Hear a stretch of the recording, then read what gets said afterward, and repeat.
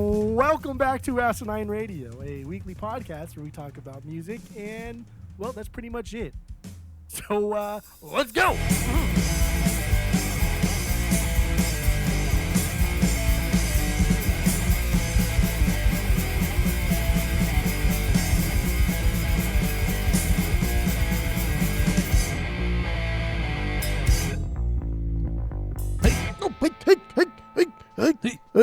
Hake. This is Asinine Radio. Hey, weird. Hake? Hake. What is hake? I don't know what hake is. It's not even a word. Hake. All right, yeah, this is Asinine Radio. This is the weekly music podcast where every week we get into a different band. Or actually, this week we're doing a soundtrack. So normally we get into a different band, different artist, and we break down one of their records. But yeah, we're doing a soundtrack this week. We're doing Scarface, the iconic 1983 movie starring Al Pacino, Michelle Pfeiffer. Really, those are the only big names in that movie, I think.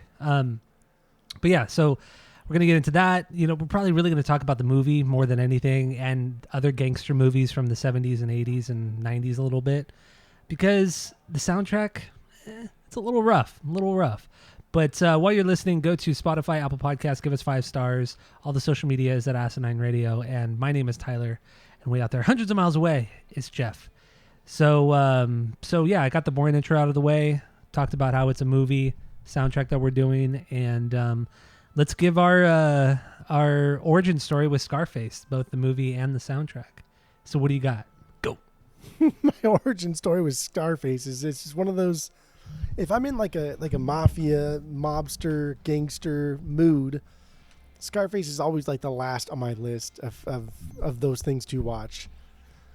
It's just whatever. It is. That's where it sits on my list of mafia movies. I don't watch it that often, and when I do get into the mood, it's usually going to be like the big ones. And, you know, Godfather 1 and 2, that's like 5-6 hours of movie already. So, like, I'm a little bit worn by the time I get through Casino and Goodfellas and Bronx Tale. So, like, Scarface just never really happens. I've probably seen it maybe 5, maybe 6 times, including this week. My origin story with the soundtrack was when we got into the record store. We got the soundtrack into the record store. And like, oh, cool, like Scarface. And like Dave and I were talking about it. And we kind of didn't know like what the soundtrack was because neither of us really liked Scarface all that much. And like, I wonder what the fucking soundtrack was. Like, I wonder if it's stupid like synthy 80s shit. But we just don't even like recall because we're so hyper focused on like the say hello to my little friend type of thing. Ugh. And like, sure enough, like we throw that soundtrack on, which is not even a cheap soundtrack, by the way. It's like an expensive one. And the soundtrack starts off with Push It to the Limit. And I was just like, what the fuck? Like, no way this is in the movie.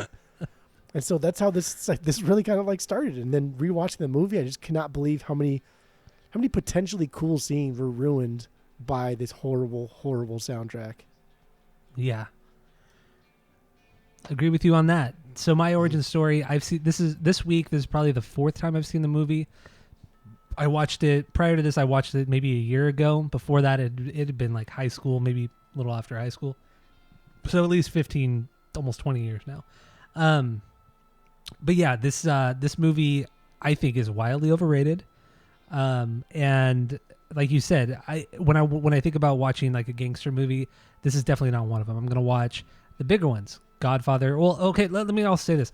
We also watched a bunch of gangster movies this week. We both watched the first 2 Godfather movies. We watched Casino and Bronx Tale. All fantastic movies. Goodfellas, I'm kind of on the fence with that. It's fine. It's good. It's good. It really, it's good. But Ray Liotta is too much sometimes. So it's hard for me to watch Goodfellas. And Tammy refuses to watch it. She cannot stand Ray Liotta. When I said, oh, let's watch Goodfellas, she's like, no, I'm not doing that. No way. I can't do that. I can't watch it. Good. And that's a good use of like music in a mob movie like that. Or even just the soundtrack to Godfather, man. That is a powerful soundtrack. Dude, the soundtrack to Goodfellas has actual music, though. It's fucking got Layla. It's got Cream, Bobby Darin. It's got a bunch of actual music in there that just, it's perfect. It's not just the score. Yeah. But yeah, and then also, I guess I'll just bring it up too.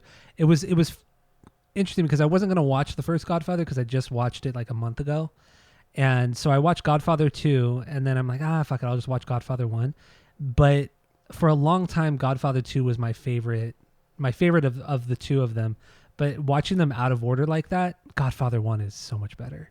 It's so much better, man. It's not so much better. I mean, it's definitely better. Let's just say it's definitely better. I've also been like a firm believer of the Godfather 2 being better than the first. But man, it's just something about like that rise, that fall from the dad and the rise of Michael in the first one. Because the second one is great. It's just more of like a backstory thing, which is crazy because you already got so much character development in the first one. I know. The first one is just, it's something truly, truly special. And I can't get over that wedding scene in the beginning. It's like 25 fucking minutes. And all it is just show everybody's drinking, having a good time. And it's like, dude, this is what like people like Tony Soprano so much. Because even though this guy is out there like slaying people, being a douchebag, cheating on his wife, you still root for him. Like, why do we root for these people? Yeah. It builds a diverse, like multi-layered character, which, we'll get into with Scarface because, Tony Montana has he's one-dimensional, like the most one-dimensional character of all time. And that's one of the reasons why I think that movie's so overrated. But I guess we'll get into that in a bit too. But anyway, let's get our first. Well, actually, we already gave our first impressions on the actual soundtrack, the '80s kind of trash that it is. Really, the soundtrack, at least according to Wikipedia, is 10 songs. 2 of them are instrumental tracks. The rest have various singers. Debbie Harry being one of them. The rest of them are all just like randoms. They never had big musical careers. Maybe like one of them had like 3 albums in the 80s. One of them didn't have any albums. Like they were just kind of random people outside of the Cuban girl, the Cuban woman. She had like 25 records or some shit like that. But yeah, it's 80s, just bad. It's just bad synth 80s music. It's unbelievable that anybody thought that this music was appropriate for this kind of movie, considering how violent it was. And this movie was like it was originally X-rated, and they had to re-edit it and cut parts of it out because it was X-rated. So I don't know, man. It's bad. The music is just so horrendous. What do you have on this? It's this type of 80s music. So like I think there's only even honestly I have no bangers, and zero bangers. I don't have any okay songs either. I have all stinkers. I think the soundtrack is entirely full of stinkers. The only 2 things I even, with my limited notes that I've even taken, the only 2 things I would even want to cover for sure, Push It to the Limit, and then the Debbie Harry song. But really, I think like this, vapid is a good word. It's there's nothing here. There's no substance. And this type of 80s music is just, there's absolutely nothing here. And the 80s wasn't all bad. There were still really, really cool people doing really cool. There was some good shit. Like, Tom Petty had cool shit in the 80s. The Clash had cool shit in the 80s. I don't really care for him, but Elvis Costello, people like him. Lou Reed did cool shit in the 80s. There's a lot of cool stuff in the 80s. Debatable. This is the fucking worst. This is the worst of the worst. And it's incredible because I had no idea. I had no idea the soundtrack sounded like this. I know. And I've seen it on left field. It's crazy because we've seen the movie, but I guess, like you said, we don't pay attention because we're so focused on what's happening, on the dialogue and all that. But then like watching it this week and really going into having the mindset of the music, dude, everything, like down to the clothes that they're wearing, the disco clubs that they're at, it's so in your face, but you don't realize until for me, I didn't realize it until I went into the mindset of the music. But yeah, this movie, and it made me dislike the movie more so after that, because it's too much of a period piece. Sounds weird, but it's too much of a period piece of that time. It's too over the top. Like, it doesn't even seem real. Like, even when you look at like pictures and videos of like normal people of that time, like because this movie takes place in 1980, and even though this movie came out in 83, it takes place in 1980. But when you look at pictures and videos of people in 1980, they didn't look like this. They didn't dress like this. It's too over the top. And the acting is way too over the top, especially by Pacino, which is another thing we'll get into later.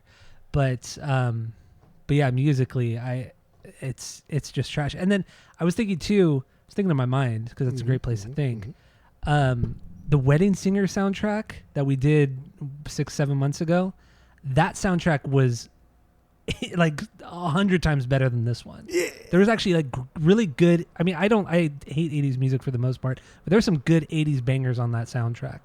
There is nothing that even comes close to that on this record. And it's because they didn't license songs from that time. They had this guy come in, Giorgio Moroder or something like that. He was the composer on this one, the producer of it. He wrote all the fucking songs on here. But it's just like, it's trash, man. It's trash. And then I read too that when he submitted the music for the movie to the studio, they just said that it's adequate. They said it was fucking adequate, and they still allowed it. At best. And this guy won like he won a Golden Globe for the music, and also he got a Grammy nomination for what that's worth. At best. It's insane that this music got through. Oh, I all forgot. the studios and I everything. look at my notes here. I did have a 6 degrees though of Tom DeLonge. Oh, okay, yeah. Yeah, I guess we'll Let's start get into that. now. We'll do it now. Yeah. It was actually really easy. I started with Tom because I knew it was a movie thing. So I started with Tom, and then I went to American Pie. I said, okay, how many of these people do I know have been in a fuck ton of movies? And then if you go down to Casey Affleck, I was like, oh yeah, they were in Ocean's 13 together. So it was really easy. Tom, who was in American Pie with Casey Affleck, which I don't remember Casey Affleck even being in American Pie. I don't remember. Yeah, I don't either. He had like a small role, I guess, according to Wikipedia. They could be wrong. But then Casey Affleck was in Ocean's 13 with Al Pacino. I just want to throw that in there before I do. Oh, okay. All right. So that's good. So like I Scarface, did not do a 6 degrees. Scarface isn't all that bad. It really isn't, and it's a movie about excess, and it's a movie that's supposed to be fun and fantastical and just over the top goofy, and I think it achieves all of that. And I think if you take it, because it wasn't made to be like a serious thing. It wasn't made to be a Godfather thing. It wasn't made to be something that matches everything else. I mean, dude, it was written by Oliver Stone. It was directed by Brian something. Yeah, Brian Hecht, I think it was. Brian fucking something, but he has a bunch of other movies that are actually really, really fucking good. And his directing style is super dope. And there's a lot of really cool things in Scarface that I do like. I like the colors. I like everything that is happening. I like the over the top, kind of portrayal of these people because it's funny. But that's problematic Brian nowadays. De Palma. We can't laugh about that. Brian De Al Palma. Pacino's fucking accent. Like who told him that was okay? Who said, yeah, that sounds good, dude. That sounds good. I know. The guy you're playing alongside is an actual Cuban dude. Sounds nothing like that. But go ahead and don't mimic him. That was going to be my point. Like most of the cast aren't even Cuban, and Al Pacino, the main guy, he's Sicilian. He's actually fucking Sicilian. So him being cast in The Godfather was perfect because his parents are literally from Italy and Sicily more specifically. So that made sense. But in here he plays a fucking Cuban.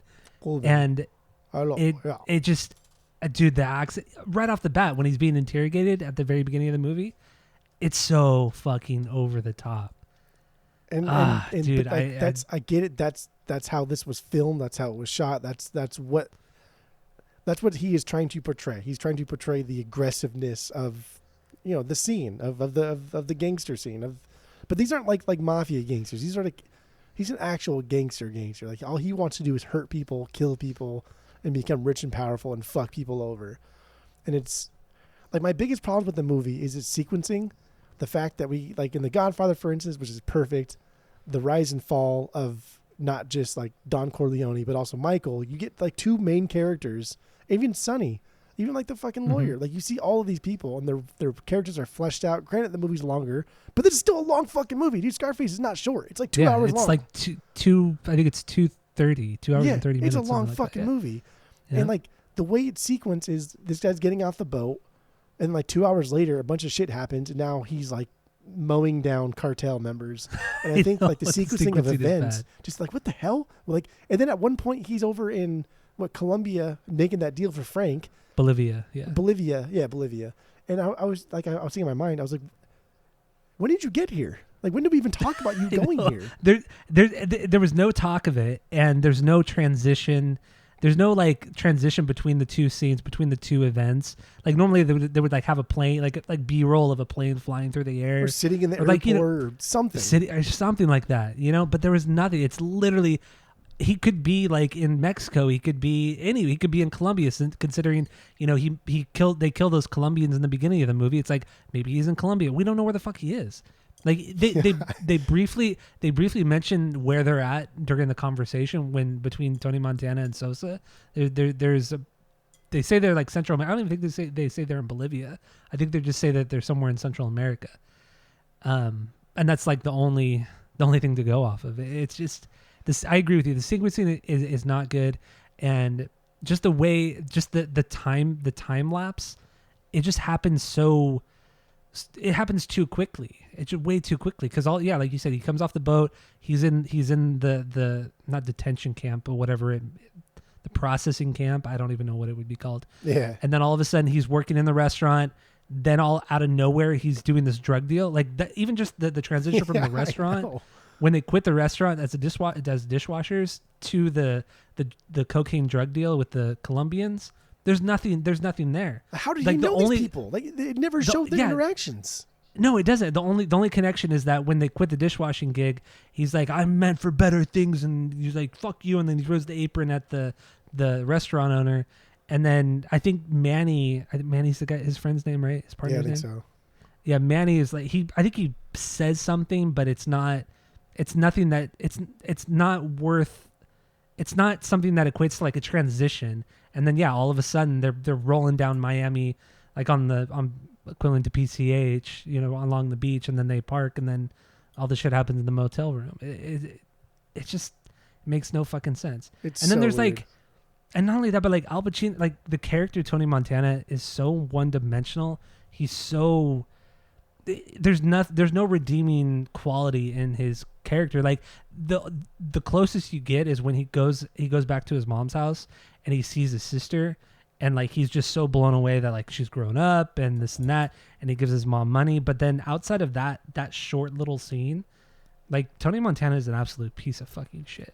Which like if this movie was going to show us that being a there's nothing gangster about being a gangster. Like there's nothing cool about being a gangster. Mm-hmm. If that's what this movie was trying to portray to us, then take that route, right? Make us hate Tony Montana. Make us like root against him, but also make it good. This movie was cool because it showed us that his life sucked and he's a douchebag. But why am I watching this? Like you either need redeeming qualities, you either need like suspense, or you just need like and Al Pacino honestly is great acting wise in this. Like I think he's fantastic in this. He closes his mouth. I think he's great. His facial expressions, like he just looks so mad. That haircut's fucking perfect. Everything about him and his mannerisms is absolutely perfect. He has this real like machismo way about him. He puffs up his chest at the right times. I think he's amazing in this movie. But this movie just doesn't know what the fuck it wants to do. It doesn't know if it wants to be like a rise and fall thing. And then towards the end, that ending sequence, you kind of like fall into the category of like unreliable narrator, because like really how the fuck can this guy take on half a cartel by himself? He's shot 45 times, doesn't die. But that's cool, right? If you want to do that and you, because he's doing all that coke before, right? He's that mountain of coke on his table. Everything's in excess. And so I don't mind that. But it's just like the jump in genres. Like, what are you trying to do here? What are you trying to portray? What kind of movie do you want to be? Yeah. Doesn't make any sense. And then there's this like this love thing with Michelle Pfeiffer's character. I can't remember her name right now, but it's just like he essentially kills her husband or her lover, and then he marries her. And then there's that awkward, wedding ceremony, and then he goes and shows everybody in the wedding party the tiger that's like chained up next to the little creek. So fucking weird. Yeah. It just was sad. It was actually really sad for the tiger, and it added nothing to the movie, added nothing to the scene, just nothing at all. It was completely pointless. And then, and then the next scene, he's in the hot tub, and then Manny's sitting next to him, and then she's all fucked up on coke, and they're fighting with each other, and it's like there was no build up to that fight. It was like, okay, they're married now, and then now they just absolutely hate each other. I don't know. It's bad, dude. And she just hates him the whole time. She really does hate him the whole time. Yeah. I mean, she's the worst too. Like there's nothing redeeming about her either. She's fucking awful. Manny's the only one that you kind of feel bad for, because like the way he kind of like falls for Gina, and he tries to protect her, and he kind of like gives her not guidance but like advice and shit, and then they end up getting married, and then of course fucking Tony fucking kills him. Yeah. It's like, God, dude, the one character It's like fucking Game of Thrones. The first season, the one character that is the only redeemable character in Game of Thrones, he fucking dies at the end of the season. Why do I want to watch the rest of the show? Everybody else is fucking terrible. Why do I want to watch this? But then I watched the rest because I was forced to. So anyway, that's how I feel with Scarface. I wish I had like an identity rather than just being Scarface, because it's just, if you want excess, then make everything over the top. Make it an action movie, right? Make it like an Arnold Schwarzenegger Commando style action movie. Make everything crazy. But then there are times when things are a little bit serious, and it's like, okay, well, you just like mowed down a bunch of people and chainsawed a guy in a bathtub, but now we want to be serious all of a sudden. Okay, I get it. Whatever. Yeah. And then, but like that part is pretty brutal, though. You know, you get 15 minutes and 20 minutes into the movie. That's a great scene. It is a great scene, but it's like, fuck, dude, they're literally chopping this guy up. Yeah, it's good though. But then also, okay, do you know what is annoying? Real quick, I'll interrupt, but I'm like Will Sasso right now. It's just not as funny. I put my hands up. Well, fuck, what was gonna? Oh yeah, so like the line that everybody knows from Scarface, you know, say hello to my little friend, like the cocaine mound. That's the last 5 minutes of the movie. Yeah, you get fucking 2.5 hours of just not even build up to that, barely even build up to that, but it's just like that's the only thing people quote, and it's the only thing people remember about the movie is that one line at the very fucking end. Ugh, it's so annoying. And you just I don't know. You don't get anything. You don't get anything from this movie. And I wish it would have leaned more into kind of like the I don't know, journey of an outsider type of thing, right? Coming over on the boat from Cuba, and this guy wanting to live the American dream, but being shit on as soon as he gets to America. So I get it. Like, he has a chip on his shoulder. He fucking maybe hates Americans. Maybe he just hates everybody who doesn't believe in him. Show me that. Like, this guy just hates everyone for no fucking reason. Like, not one time after they leave the little tent city, like, not one time after that do they mention, like, oh yeah, like, the reason I'm fucking doing this and I think everybody owes me the world is because you did this to me. Like, you made me the animal. You know what I mean? Like, give me some depth. Give me some depth. Yeah. Like, in that, you know, the only depth you kind of get is, you know, that first 20 minutes when he's being interrogated and he's at that camp, is that, like, he talks about, like, how poorly he was treated under Castro's regime and going to jail and all that kind of shit. But then after that, after he's, you know, in Miami, there's nothing. They never really bring up the Castro stuff. They never bring up, like, him being in jail. Just like, he's just a fucking douchebag. It's like he's trying to get back at the Castro regime, or even like the government for supporting various. You know what I mean? It's just like there's nothing deeper. Like, they could have connected like some CIA shit to all this, and like there could have been so many cool ways to go about it, but it was just so the story is so one-dimensional as well, and the character, it's frustrating. It's a bad movie with, like, parts that are cool and a story that could have been amazing is what this really is. Yeah. And I think there are so many cool avenues they could have taken. Again, I like the way it's shot. I like the directing itself. I think, like, the scene in the nightclub when the two guys try to assassinate him, and he, like, ducks for cover behind that, like, fat performer thing with, like, the mask on, the bodysuit. I think all of that is cool, like the gun battle and how the lights, like, went down from the top and hit the guy in the back and he just died instead of, like, getting hurt or breaking his back. He just died. Like, that's fun. Died, yeah. That's over the top. That's over the top Arnold type movie, right? Yeah. But then again, like, he gets all mad at that and he goes after Frank. And that scene, like, in the office though with Frank when he's talking to Frank, that's a good scene though. Yeah, no, that was a really good scene. There's no music, there's no sounds whatsoever. There's a lot of dead air, a lot of silence, and that's a good fucking scene. So, like, that's great, man. Like, come on, man, what are you doing? Like, why do you ruin good shit like that with another, like, scene before it and after it of bullshit? I know, or it's like, or oh god, dude. So that scene where they try to assassinate Tony in the nightclub, in the disco. And so all that shit's fucking crazy, you know, everybody's fucking getting shot, and then Tony gets shot in the leg, or he gets shot in the arm, but it doesn't, like, really affect him. Like, he's still, like, moving around like he didn't get shot. And then the next scene, you know, he has the sling. All of a sudden he has a sling when he shows up at Frank's office, which is like, come on, dude. Once again, we need something to kind of bridge the two things together. But also, when after that whole shootout in the club, when Tony runs outside, then the music starts and it plays. I don't even remember what song it plays, but it plays one of the songs. Yeah. One of these shit songs, and it's just like, oh my god, dude! Like, way to instantly kill the whole mood of the movie. Way to kill the entire scene by throwing this song on. It makes instantly date zero your movie sense. and make it awful. Oh my god! It's not even just dates it. It makes you need some like orchestra to like build the suspense or something, but it's just like this synth garbage. It's terrible. It's terrible, and it's so jarring when it comes on. Ay, There's a lot of things bad about this movie. There's some things good. It's just, man, it's a dumb fucking movie. So okay, so I get Al Pacino's considered one of the greatest actors of all time, and he is a great actor. He really is great. But Speaking of in this movie, in Scarface, he's meant to be like this like major badass guy, like, and really tough and scary. But I feel like Al Pacino's acting, he does this in both Godfathers as well. He goes from 0 to 100 within a second. There's no build up to it. It's just quiet to extremely loud and him yelling for a very short period of time, which can be, it works in The Godfather. In Scarface, it doesn't, because when you're actually like looking at him, his actual like his posture and everything, he looks very aloof. He looks very like he's high, or he's just not all that. Like he looks just kind of dumb. And then out of nowhere, he's all fucking big tough guy at 5'5". I don't even know how tall is he? Like, I would not assume that tall he's of a probably guy. between 5'5" and like 5'10".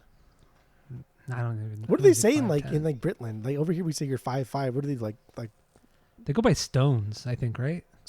Isn't that the serious, measure? or is that no? That can't be real. Stones? Stones might Like be rocks? just be weight then. Yeah, I guess. I don't know. Well, let's look it up. Let's look it up in Britland. Good Hold on. lord! How Like, oh, do mate, I'm you- fucking 5'5". That's how I talk. No, It gets they worse do every it. They do it in meters. in meters, right? Yeah, I think they do it in meters. Yeah. Do they say like 5'5", but like 5 meters, 5.5 meters? What's a half meter? I don't know. Half meter. Centimeter? I don't know. It says people in the UK never use metric measurements and always use feet and inches. That doesn't sound right at all. Whatever you Googled is probably not correct. Yeah, that doesn't make any sense. You know, okay, so I was just weighing myself the other day, and But actually, a lot of people are saying they do it by feet and inches. Like I guess that's one of the few times where it's interchangeable, where they use the imperial system. that makes no sense. So they call it stones when they do weight. I think that's what it is. So again, I was weighing myself the other day, and I was like, I wonder how much like in kilograms I weigh. And I was like, I weigh 85 kilograms. It was like 188 pounds essentially. I was like, okay, 85 kilograms. And then I thought, that's why you should be using pounds, is because it's more accurate. So like I'm 85.2976 kilograms. That equals 188. It's just fucking easier to say 188. It is, yeah. Right? Yeah, It's right. stupid. Yeah, you're So like, right. Yeah. so if you typed in like a pound to kilogram converter, I bet you like 85. If you just 85, no points afterward. yeah. 85. That's probably 186 to like 189. It's not inaccurate. So get out of here. You Everybody said else? 85? Yeah, Say 85 85, kilograms. 85 kilograms. 187.393. Then so 188 is also 85 because I pressed a button over to pounds. Well, I just did it just gives me the conversion. So if I do 86 kilograms, it's 189. So it's like 2 pounds per kilogram. Yeah, so it's not accurate. It's not as accurate. I should say. Anyway, talking about fucking measurements here. This movie's fucking dumb, dude. And like I'm trying to defend it in any way possible, but like really, I would But never it's so hard buy to this. defend. I'm never gonna fuck it. Honestly, I probably will never watch this movie again for the rest of my life. Yeah, I have no desire to watch this. Ever. Yeah, I don't. I really don't. And also, it's hard for me when you think of gangster movie. You think of like the mafia, and you think of Italian. You think of Italian gangsters when you think of that. Or you think of like 80s, 90s, like L.A., South Central, Watts, that kind of. You think of that kind of gangster. Those are the two things you think of. But with Scarface, it's drug cartels. Like cartels, I think cartels are different from gangsters because at least like There's a code, the way like gangsters are ethical portrayed code with gangsters. There's, right? Yeah, exactly. There's an ethical code. These characters have redeeming qualities, but whenever you watch shows about cartels or movies about cartels, it's not that at all. It's just blood. It's almost like just bloodlust. They're cutting everybody's heads off. They don't care. Now, the exception to that would be the show Narcos, because the way that they portray Pablo Escobar, you actually kind of root for the guy, like you root for Tony Soprano. And you hate doing it, but you still do it. You hate doing it, but you still do it, and you know that. And Pablo Escobar was a real person. Like it's not just a made-up character. Obviously, it's dramatized. And he's probably one but of the he was worst a real people of all character. time. Exactly, but you've watched the show, right? Yeah. Yeah, the first 2 seasons when it was about Pablo Escobar, dude, you were actually rooting for the guy.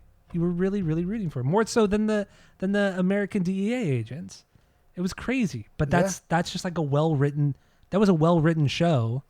And I don't know. It's just. At but no Scarface. point did I root for Al Pacino and Scarface.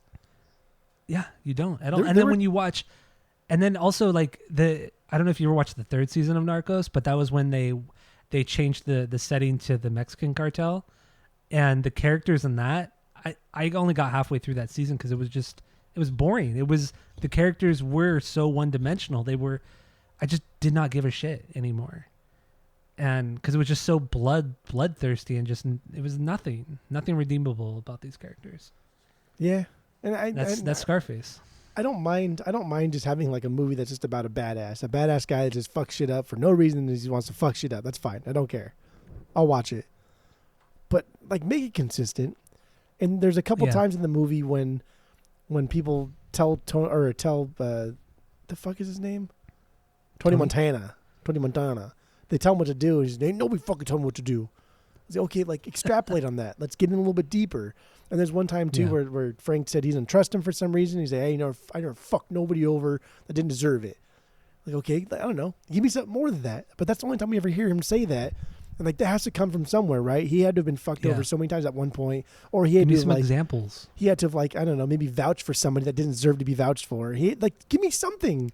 It's just that one little clip of him, and that just shows like character development. But then it's done, gone. Like Goodbye. even as cheesy as like flashbacks can be most of the time, a flashback would have really helped with the character development because they obviously didn't do any character development with the main story. Like at least throw in some flashbacks, so we know why you're so pissed. We don't know why he's pissed, except that he was in jail for 5 years under Castro's regime. Yeah. So it's like, why are you so mad? I don't get it. Like, is it the drugs? Because you don't see him have a drug problem until the very end. Yeah. When he's out out to dinner with Elvira and Manny, and then he like humiliates her for no fucking reason. He just fucking humiliates her, and she storms off. And that's the only time you see him have a problem until the shootout at the end, and he kills Manny. And I like kind of comparing it to The Godfather because it's Al Pacino and it's, they're two wildly different gangster movies, but trying to achieve the same concept. Whereas in The Godfather, if you take the first time you see Al Pacino, right, when he's still in the uniform and he's at the wedding and he's very calm, he's collected, but he's also very like naive kind of as to the goings on. He knows what happened, but he kind of like is keeping a distance because he wants to be like a good citizen, but whatever. And then like the last scene, or towards the end at least, like the horse head scene and just how staunch he is about like, no, I said this, like fuck off, like you're going to die, like don't, like when he kills Fredo, man, like that's insane. In the second movie, yeah. That is insane. Like we see that progression from beginning to end. Yeah. And then he lies to his wife in that one of like the final scenes in The Godfather, and just straight fucking lies to her. Only this one time. That's one time I'll let you ask me. And she says, "Did you kill him?" And she's like, "No." Did you kill Connie's husband? Stone cold, dude. Stone cold. Like that. And then she's chilling. like, and then she goes and like she's like, let's go make it. I'll make us a drink. And she walks out of the room, and then the other like henchmen come in, and then he closes the door on her, and it's like, dude, like you went from like this. I don't want to say jolly soldier, but he went from this like naive was a good way of putting it. He was very in that first scene, the wedding scene. He was very naive, and he was very.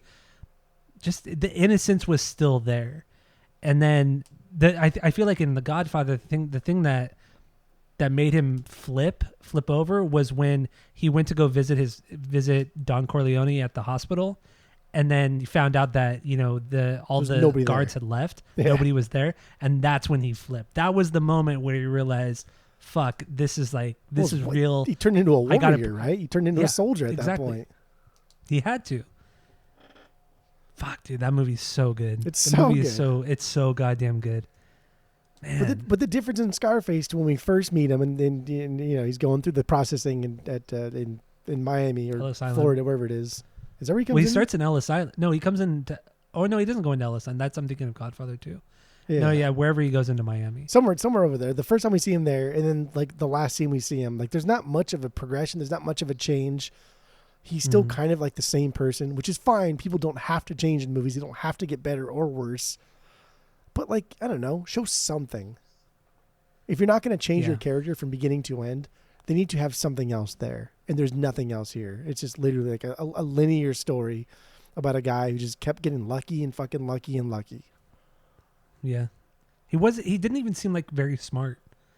Like when he was like, especially with the scenes with Sosa, in Bolivia, like he just seemed stupid.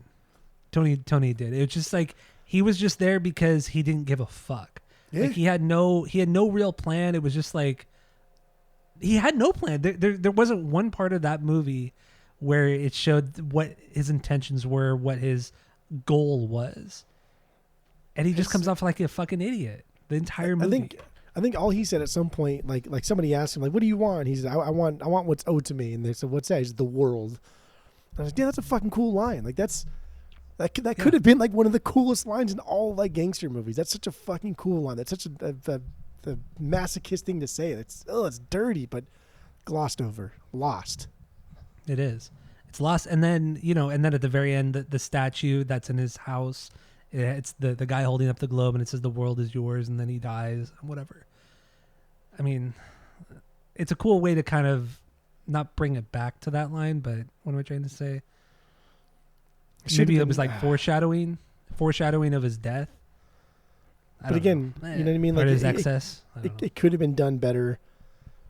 Like everything just could have been done better. Like this movie's not bad. It's just it's completely overrated. It's like wildly disappointing. overrated. Not mad, just disappointed.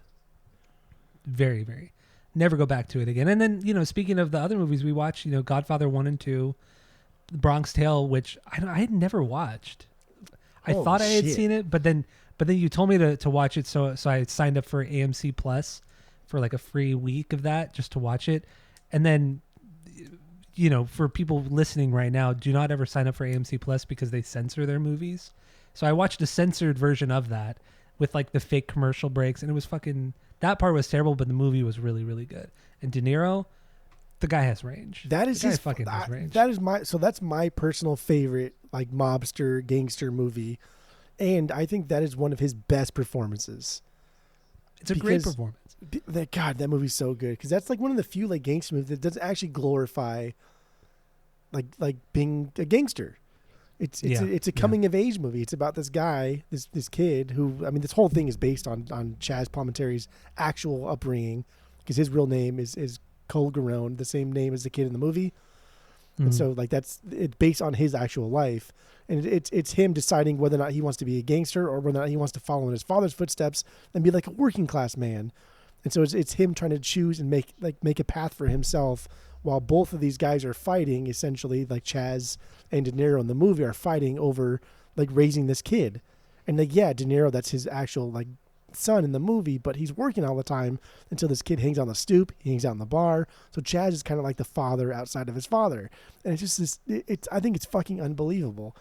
And the movie itself, I can go all day about fucking Bronx Tale. The movie itself started off as a Chaz one-man play. And I've watched that play because it's amazing. And he does it by himself.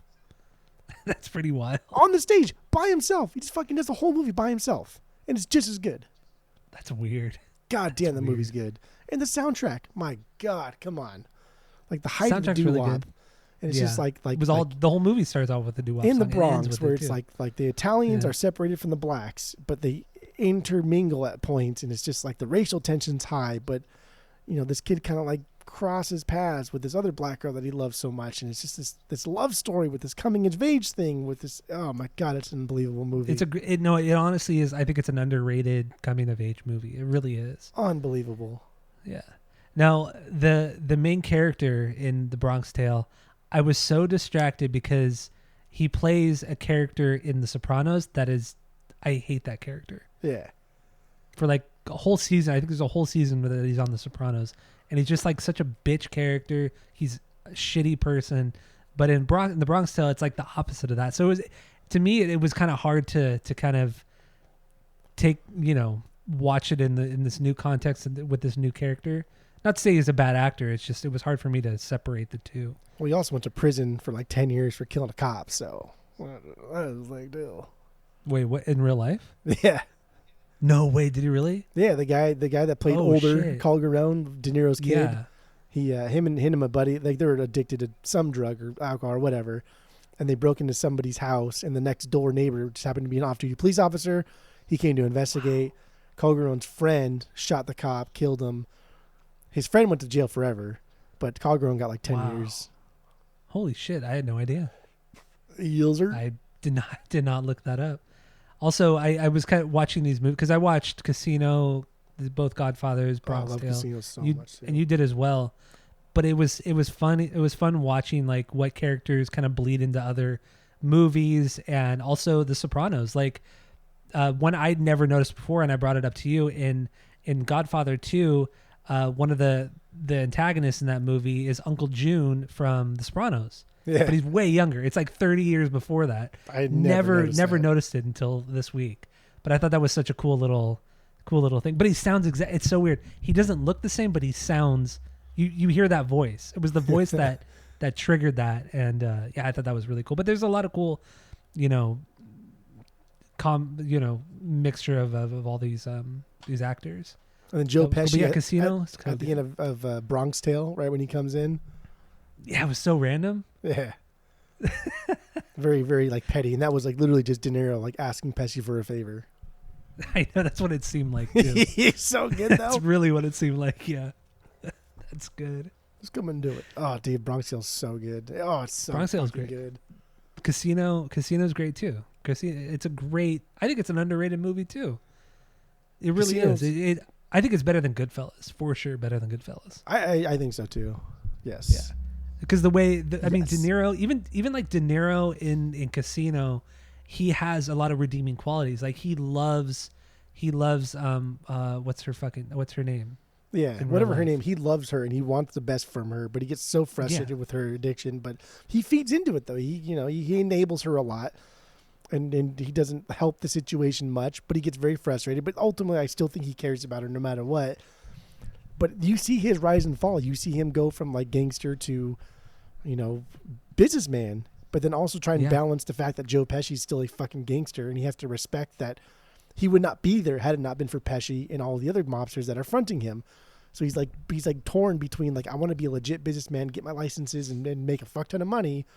But I also can't piss off the mob because they're going to cut my head off. Well, not only that too, but I didn't realize until the watch through today or this week was that in his character in the movie is Jewish. Yeah. So he's not a made man. Like Joe Pesci comes over as a made man. He would never be because he's Jewish. And they bring that up a few times in the movie as well that, call him various, anti-Semitic things. But I like that too. Like he doesn't play your typical Italian mob guy either. Like he has fucking range. And then so I was kind of looking it up too, like in Casino, Godfather, and Scarface, the backgrounds, the ethnic backgrounds of all the actors, and fucking Pacino is full Sicilian. De Niro is like part English, part he has like 4 different things. He's not even Italian. I think he has like a little bit of Italian in him, so he's not even really in that at all. So like his character, him playing Don Corleone in the second one, really doesn't even make sense. No, because he's not Italian at all. And then in Scarface, the only Cuban actor is the guy who plays Manny. Yeah, everybody else is whatever, white or Italian, whatever. Yeah, it's cultural appropriation, dude. Well, yeah. But no, I thought that was fun too. Kind of reading about all the different ethnic background of everybody. Remember that scene? Nobody really is who they played. Remember that scene when they're getting chopped up with the chainsaw, but Manny's out there hitting on that girl? Yeah. You know that girl was like an actual model in real life, and she mysteriously Yes. disappeared and was never found again. I read that too. What? I read that today too. Yeah. So expand weird. on that. It's really weird. She was 18. Fucking That went girl to was work 8. and like went out with friends and never saw her again, ever. Well, no. Well, so I guess so the girl that you're referring to, she went out to a party one night and then she came back. Her friend said she came back from that party really weird. Like she wasn't herself. And then a week later she went out by herself and that's when she was never seen again. So some people speculate like some shit really went down the week before that she saw, really fucked her up, and people were out to get her because of that. Nobody really knows. And, 40 years later, nobody knows what happened to her. Yeah. There's like a whole fucking huge Wikipedia page about her too. She was on Unsolved Mysteries, Yeah. all kinds of shit. Yeah. And then I found this weird like Wikipedia page where it was just like Jane and John Doe's that had been since like discovered because of a DNA testing. Yeah. And I was just like, oh my God, dude, there's like thousands of people who have been like identified decades later because of DNA testing. And then I saw some from like Anaheim, like where we're from, in Orange County, California and stuff. I was like, oh, good Lord. People that have been missing since like the 60s and 70s that have now been found and identified because of it. And it's crazy. You see that shit. And like a lot of people like now in their 60s and 70s are being arrested and prosecuted because they are persecuted because all the DNA evidence. They're finding shit that they committed murders or rape or mostly murders from like fucking 50 years ago because of DNA now. And these guys are about to die because they're so fucking old. Yeah, well, that's pretty wild. Statute of limitations, dude. Not with murder. There's no statute of limitations with murder. It's true. I think murder and maybe rape. There's nothing on there too. No rape. No, there's rape, because look at Bill Cosby. Yeah. I think the statute is 20 years with rape. Maybe it's just murder. Yeah, with murder, there's nothing. Talking about Scarface song, movie, whatever it is. I guess like really, I don't really care about anything. But let's talk about Rush because this has Debbie Harry. Debbie Harry's great. Blondie is great, and her voice on this is great. But the song sucks. Yeah, it's fine. Yeah, the song. This song. First of all, it starts off with this fucking like drippy synth thing. Like, what the fuck is that? What is that noise? It's not a good noise. It sounds garbage. And just the melody, the chorus, it doesn't hit. It doesn't hit the same as Blondie's songs. It really doesn't. And she has a great voice, a unique voice too. But I feel like it doesn't really show off in this, or it doesn't show in the song. It's just average. I think they're just using her name and Blondie, to sell records. Honestly, yeah. It's really not that good. This is '83, so Blondie had already dropped 5-6 albums by this point. Yeah, I think so. But like there was like the Blondie in the '80s was still pretty. It was still fun. It was still good. It was still rock based, synth driven music, which is fine. Don't hate it. But the melodies were still there, and there was still some of the ska stuff, and there was still like other genres thrown in there. It wasn't, Yeah. This is dumb. This is really dumb, and it is. It got this like synth sound that's very New Order sounding, which isn't like a bad thing, but the way he's doing it here is just garbage. Because this was produced or written, besides the lyrics, was written by that guy Giorgio Armani, whatever his name is. More odor. Yes.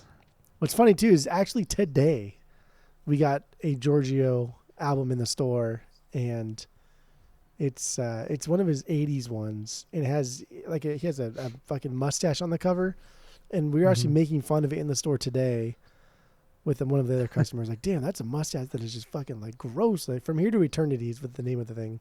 If you want to look it up, while I'm talking. We were talking about it today. Right now, yeah. It's like, dude, that is disgusting. That like legit looks like a caterpillar is on his fucking face. And it didn't occur to me that Giorgio, because it just says Giorgio in big letters, it was the same Giorgio that did the Scarface soundtrack. The same one. That's a terrible cover, but it kind of looks like my mustache a little bit. But you're like a little more caterpillar-y, but dude, his looks like a fucking like those black nasty ass caterpillars that have no respect for anybody's bodies. Like those caterpillars. You know what I mean? Like caterpillar, you're sitting down, also you look down your fucking arm, and that motherfucker's crawling up to your neck, trying to like impregnate your ears or some shit. Yeah, those things are fucking gross. Because they're like June bugs. Dude. They have no respect for your bodies whatsoever. Really? All right, but yeah, dude, Rush Rush is still a garbage song. It's still a stinker for me. These are all stinkers. Oh, totally. Every song on here is a stinker.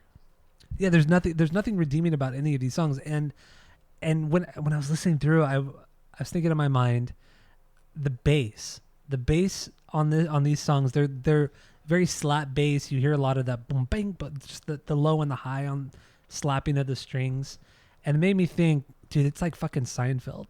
Like the tone, like it's clearly, it doesn't sound like a bass guitar. It sounds like a keyboard playing like the bass notes, like the Seinfeld theme song. That's not somebody actually playing the bass. That's somebody playing it on the keyboard, but having like the bass preset on. That's what that is, and that's what it sounds like on this. It doesn't make sense. It doesn't sound good, along with just everything else. The synth stuff, the basic drum beat, the drum machine stuff. It's just so robotic and bad and gross. It's just not good, man. I think everybody was just people who like this music were just doing drugs, or they were just told to like this kind of music. I don't think anybody actually really liked this music.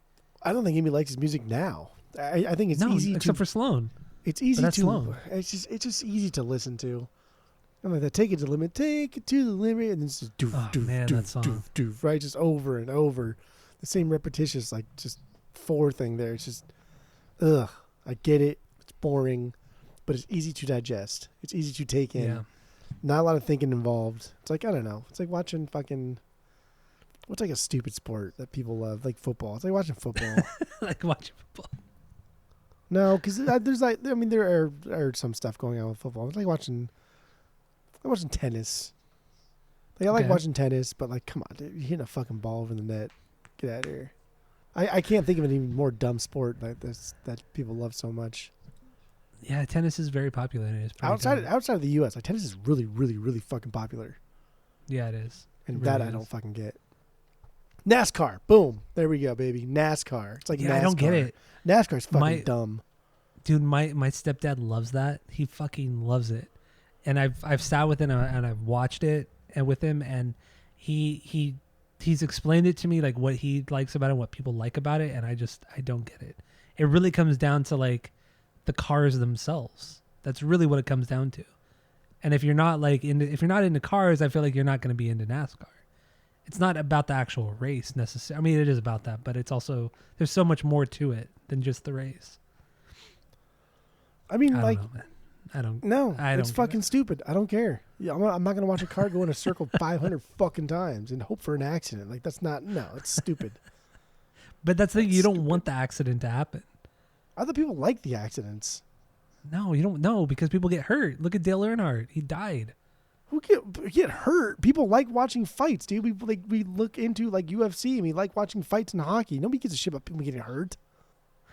That's another thing too. I don't care about UFC. I just don't care. I've tried watching. I've tried to I've hung around with people who really like it. I don't get it. I don't get UFC at all. So like the other half of the record store like was wrestler in high school, so he has like a lot of insight on UFC, and the way he explains it, it's a lot easier to digest, and he's looking for like actual technique and things like that, and yeah, it's like watching like a boxing match or like a wrestling bout. But a little bit more, obviously, a lot more aggressive. So I get that. My big problem with UFC is the reason why I don't like the Steelers, the Packers, or not the Packers, the Raiders, because their fans are douchebags. And a lot of the UFC coming from the bar, right? Because, been working in a bar for so long, people that generally watch UFC at the bar are just fucking douchebags. Tip like shit. They sit there the whole fucking match. And everybody thinks they're a fighter. And that's why I don't like UFC, is because the fans have ruined it for me. Very machismo, but like to the extreme. Yeah. Like, oh yeah, I fucking can roundhouse fucking kick anybody in these pants. I don't know. Okay, fucking not Uncle Rico. Yeah, that was from Napoleon Dynamite. Yeah, that was. I know it's from Napoleon Dynamite. I can't remember what he said. Yeah. He said fucking something about, remember the roundhouse kicking somebody? Yeah, in he these says you don't want to be roundhouse kicked with somebody wearing these pants. Oh, wearing these bad boys, something like that, right? Yeah. Or wearing these. Yeah, he says wearing these bad boys. Yeah. Or I don't even think he has. I think he just threatens him. He says you don't get roundhouse kicked by somebody wearing these bad boys. Yeah. Good. Yes. Straight up threatens Kip. Yes. Fucking love Napoleon. As much as people like quote that movie or have quoted it in the past, I still think it's an underrated movie. It's still fun to quote. You can still quote it. It's fine. But also when you're watching it, it's so well done. It's so awkward. It's so uncomfortable. It's just so odd. There's nothing like Napoleon Dynamite. There's never been a movie made like Napoleon Dynamite. It's so unique. And I don't think there's anything that will ever, I don't want to say replace, nothing to replace it, nothing that could even reach that level of just weird. It's just fucking weird, yeah, man. Very, very quirky, very, yeah, I don't even know how to fucking explain uncomfortable in parts. It's like but you can't explain why it's uncomfortable. That's the thing. I think that's what it is. You can't explain why it's uncomfortable, but you feel uncomfortable watching it. Honestly, it's like a Wes Anderson movie, but he's just not trying hard at all, and it actually comes out like enjoyable. That's what it's like. Yeah. It's a great movie. Oh, boy. Do you want to just fucking? I don't know, man. Let's get back into it and close it up here or something. Yeah. I don't know. Scarface. We didn't even mention this, but this movie is based off of not only a novel that was written in 1929, published in 1930, and then made into a movie in 1932. Boris Karloff was in it. He wasn't the main character, but really the story, instead of, you can kind of switch out the drugs for alcohol. It was done during Prohibition, or it took place during Prohibition.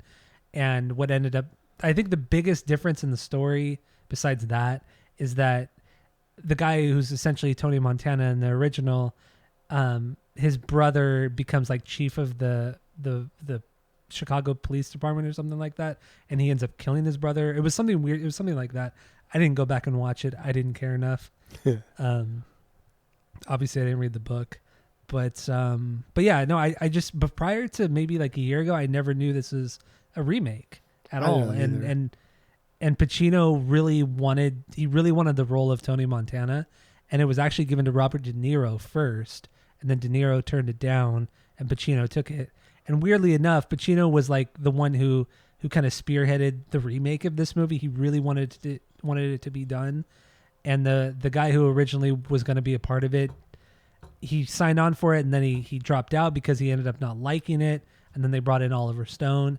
So it's like, it's kind of weird. Pacino wanted all this and he wanted the role, but he didn't get the role, even though he was the guy behind it all. It's kind of weird. Honestly, though, like, I don't think De Niro could be this mean. I don't think De Niro can be nuanced. This ruthless and gross. Like, De Niro can't stoop this low. You know what I mean? Like Tony Montana is arguably the most hated like gangster of all time. Even like fucking, like you said with Narcos, man, like Pablo Escobar, who was truly like a scumbag of a human being. Tony Montana is worse. Exactly. I don't think De Niro could have portrayed that well enough. If we're even trying to portray that. Unless they tried to make Scarface or Tony Montana a redeemable person. Like, you know what I mean? I mean, I guess we're kind of saying the same thing. Yeah. Yeah, De Niro can never be he's too nuanced. He's too nuanced of an actor. I really think that's what it is. I'm honestly not that big of a fan of Al Pacino. I really am not. Everything I've seen, like, okay, so, you know, basing this off of the two Godfather movies, not the third one because I haven't watched it in many, many years. So the first two Godfathers, Scarface, and then the one he did with Johnny Depp, like in the 90s. Devil's Advocate? No, that's Keanu Reeves. Oh yeah. No, he did one. Oh, Donnie Brasco? Donnie Brasco, yeah. Dude, Donnie Brasco that's fucking amazing. That's a fucking amazing movie. But I don't like him in any I don't like his character. Dude, you ever seen Serpico? Really. Serpico. I've never seen Serpico. Oh, no. Dude, Serpico's fucking money. That's before Godfather 2, man. Really? That's primo. Yeah, that's primo, like 70s, early 70s Al Pacino. Serpico's fucking great. Based on a true story. I've never seen it. No. Oh, now I want to watch it. But yeah, Donnie Brasco, great fucking movie. Johnny Depp is amazing. I mean, Al Pacino's good, but I want to see him. He was too much of like Donnie Brasco was too much of like not a wimp, but like a very submissive kind of character. And I don't know. I don't know what I want to see Al Pacino in. I don't like him in Scarface. I don't like him in Donnie Brasco. I know the problem is. Here's the problem. The problem is he peaked he peaked in the early 70s. I suppose. He played in The Godfather, and he's never going to get better than The Godfather. He's in The Godfather Part 2, but he is not the same Pacino. He's not carrying that movie. We want to see the birth, right, of Don Corleone. So we're looking at where he came from. We're looking at Robert De Niro to carry that movie. He at least carry half of that movie. So The Godfather, that's when he peaked. Yeah, Al Pacino did a lot of really, really, really cool shit after that. I think Donnie Brasco was fucking amazing. But even like Insomnia, that cool ass movie where he's like the detective going to Alaska and he can't fucking sleep because there's too much daylight. Yeah, it's like him trying to solve a mystery and a murder, and he's going crazy at the same time. Oh, so good. Well, I don't know if I've seen that one. Righteous Kill. I watched Righteous Kill in the theater by myself. One of the only 2 movies I've ever watched in the theater by myself. Righteous Kill. What's the other one? The Hulk, The Incredible Hulk. Oh, the one with Edward Norton? Yeah. Oh, okay. I don't know why I did, but I did. All right. Yeah. So Al Pacino does good movies. He peaked at Godfather. I like Joe Pesci a lot too. Like I feel like if you're gonna have a pissed off character, Joe Pesci's perfect for it. Hold on there, dude. You want? Perfect. He's good at what he does, but if you want to talk about one dimensional, that's Joe Pesci. He is very one dimensional. He's very. I agree with you. He's the best at it. He is the best at it. Like he's the most Home Alone, believable. right? He's the same fucking character. It's the same character. He just doesn't cuss as much. He goes ratchet, frigger. Dude, I'm for sure gonna watch Home Alone tonight after the pod. That's why. Do you know that's the true story? That's why Joe Pesci does that. He says a ratchet because he's so used to just fucking letting the expletives fly that he didn't know how to not cuss. So that's what he said instead of just swearing. I will say, good. I watched him in another role. He was on a show on Peacock. It wasn't like a network show, but it was on Peacock, and it was called Bupkis, and it's with Pete. It's a Pete Davidson show. It's kind of like a dramatization of his real life, but there's a lot of like stuff that actually happened to him in real life in the show. It was actually pretty good. It was like 8 episodes. I like Pete Davidson. I do too. I think he's pretty underrated. I honestly do, and he's actually pretty funny too. He's really very, very good with the sarcasm. But Joe Pesci plays his grandpa in the show, and he's in like every episode. And damn, dude, Joe Pesci, there's a little bit of range in there. He has that kind of like that tough guy persona in the show, but obviously he's way older. So he's very wise. He's a lot wiser, and he gives them like he does have some range. Dude, Joe Pesci's like, really old. Like he's really old. He's like really old. He is. But he does a great job on that show. He does a great job on the show Bupkis, and then obviously Home Alone, Casino. You know, he's great. It's great. I mean, he just plays the same fucking character. He does. But like you said, he's the best. Even the best, Jerry, the best. Lethal Weapon movies, fucking same character. My Cousin Vinny, same character. Mm-hmm. Forgot about My Cousin Vinny. That's a good movie. Yeah, that's a great movie. Yeah. That was on. Pesci. That was on when we were in the room this past weekend. That was on, and so after she fell asleep, I was like, "Fuck yeah!" So I turned that shit on. Was it censored? Like on it was censored. It was heavily censored. So you watched all the commercials. So. Yeah, but I was still fucking stoked, man. I was so excited. Like, hell yeah! You know, okay. Let's tangent here. Tangent time. Okay. I love flipping through channels. I've missed the art of like flipping through channels just to like find something I want to watch, or going to that channel 31. I think it was 31, right? That was the 31, the guide channel back in the day when we were in high school. Yeah, no, 31. Because it was 31. Because 33 and 34 was ESPN, ESPN2. 32 I think was like a Mexican station, and 31 was a channel you would go to see what's on TV. I do like 29. I really do missing. I really do miss it. What the fuck does he mean? I really do missing. I really do missing flipping through channels. I really do. The only time I ever experienced that is if I go to a hotel and you turn on the TV and you have like the 20 channels that you're able to flip through. Yeah, that's the only time I ever flip through channels. I fucking hate commercials. I hate commercials. But like commercials give you time to kind of decompress, go to the bathroom, get a drink, do something. Take a break. But there's too many commercials. Take your fucking eyes off the TV. Too many commercials. Like we're so attached to the TV, like instant gratification right now. Like commercials are there for a reason. We should have You're acknowledged just a that, sucker but for we don't. corporations. No, you're a sucker for corporations. False. That's what it You're a is. sucker for corporations. I take commercial breaks as an opportunity to go do something, to get my eyes off of the TV, off of the screen, to go take a walk, to go fly a kite, to go fishing. I do a lot of stuff during commercial breaks, and then I come back, and that's fine. Or I could cut commercials out and save the time and then do whatever. Or I could just leisure watch activity I 1 want million afterward. hours of streaming television back to back to back. Leaving. Fucking die, dude. Anyway, we have completely gone off topic. Because but this that's movie fine. sucks, dude. This movie's This fucking movie- trash. There's nothing here, and the more we talk about it, the more I don't like it. I know, and the soundtrack is even worse. The soundtrack is even worse. The So soundtrack's let's not wrap it even- up. Yeah, this is yeah. Let's wrap it up. So let's give 2 ratings. We're gonna rate the movie and the soundtrack. We're gonna give this rating based off of our world famous 3-point rating system, where 3 is a perfect album or movie, 2 is a good one you're gonna continue to listen to or watch, 1 is bad but give it a shot, and 0 is the worst thing you've ever seen. So what do you have for the soundtrack and for the movie? Go. Well, fuck the soundtrack. I give the soundtrack a 0. I give this soundtrack nothing. Absolutely nothing. I don't want to talk about it anymore. That may be a first. I give the soundtrack is the worst. It's not even a good 80s bad soundtrack, right? There are bad 80s soundtracks. I get it. I would give them 0.5s, maybe a 1.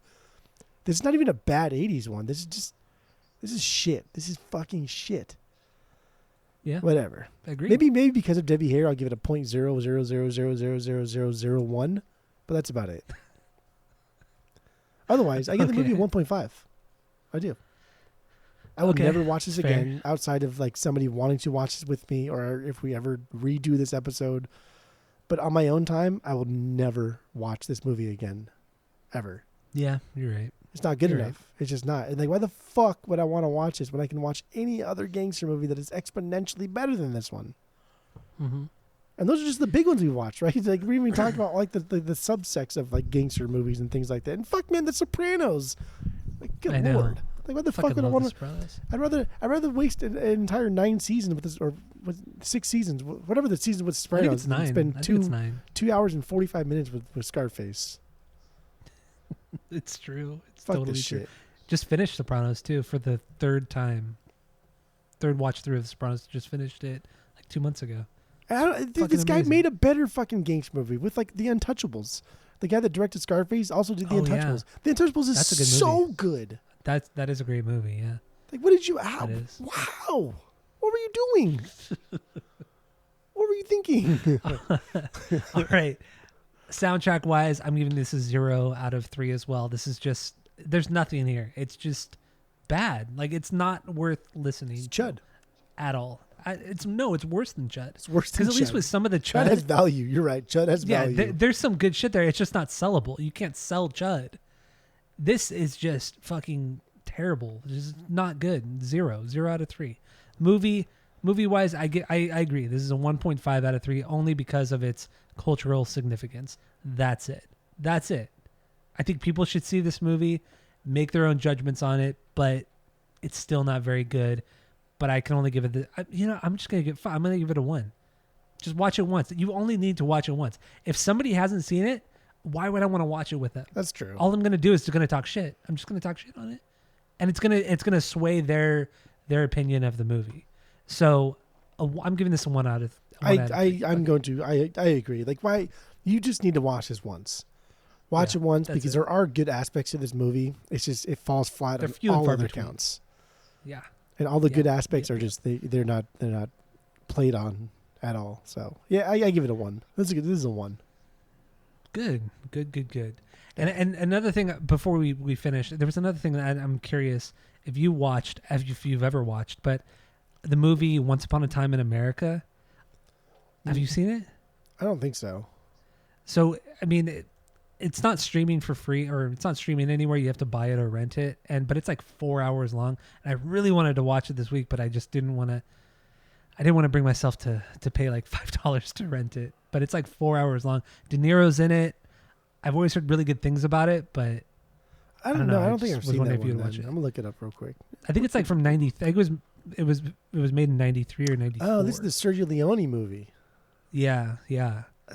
So no, I've not seen this. I've never seen it. I've always wanted to, but never have. But maybe in the future. Maybe, dude, we could do another. We could. Oh, dude. Oh, hold You know on, what we dude. haven't I'm not done? doing any more gangster movies until we do Goodfellas or fucking Bronx Tale. Ain't gonna happen. I just was saying dude a lot because I was getting so excited. We should do Good and the Bad and the Ugly That would be soundtrack cool. to, That would yeah. be cool. or just for all three movies. We Fistful could of do- we Dollars, could Few do- Dollars More, it'd and be like a Western yeah. season. yeah, Man with No Name trilogy. Do that Yeah. shit. Oh, man. We only did this because people keep asking us to do like soundtracks and shit, and we decided to do this one. So So we Fuck you decided to do a guys. terrible movie or a movie and a terrible soundtrack. you know, half of those people that have been like messaging us, "Oh, please do soundtracks." You know they're gonna like this shit. And they go, "Oh, you can't like Scarface." Do. I'm fucking stupid. And That's these are what they're people who gonna say. reach out to us after the Dead Man soundtrack. It's like, who the fuck watches Dead Man? I know, right? So you know, it's just weird. But yeah, anyway, that's all I got for this one. Fuck I don't know. I mean, I know what we're doing next on the pod, but I don't know if we're going to go into another season, but we're going to talk about that outside the pod. So thank you all for listening. Go to Spotify, Apple Podcasts, give us 5 stars. And that's it. That's all. Surf it, Ellie.